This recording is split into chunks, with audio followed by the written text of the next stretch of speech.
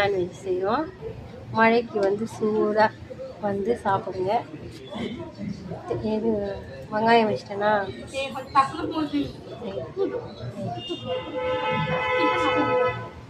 தக்காளி வைக்கிறேன்னா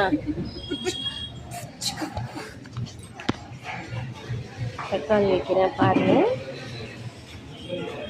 தக்காளி கேரட்டு வச்சு குழந்தைங்களுக்கு சாயங்காலம் ஸ்நாக்ஸு வெஜ்ஜி சாண்ட்விச். வெண்டைக்காய் கேரட்டு தக்காளி வெங்காயம் எல்லாம் வச்சு கிரீன் சட்னி தடவி டோஸ்ட் பண்ணி